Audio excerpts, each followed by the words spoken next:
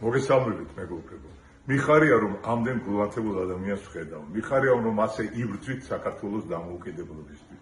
მიხარია რომ ასე აფასებთ მიხეილ სააკაშვილის გამოღვაწარს და მიხარია რომ იბრძვით მისი თავისუფლებისთვის და არა მარტო მისი, არამედ ყველა პოლიტპატიმრის თავისუფლებისთვის და სინდისის პატიმრების თავისუფლებისთვის.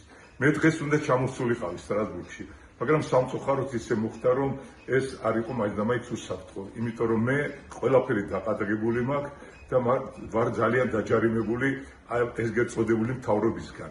თითქმის 300,000 ლარი დამაჯარიმეს რუსთაველის გადაკეთისთვის. ამიტომ საშიშროება იყო რომ შეიძლება ან არ გავეშვი, ან არ შემოვეშვი შემდეგ ქვეყანაში. მე ამის რისკის ქვეშ დაყენება არ შემილია, იმიტომ რომ აუცილებელია ჩემი ეხლა არ ყოფნა. ჩემო საყვარელო მეგობრებო, ემიგრანტებო, მოგმართავთ დიდი თხოვნით, აი დიდი თხოვნით. თქვენზეა ეხლა ყველაფერი დამოკიდებული.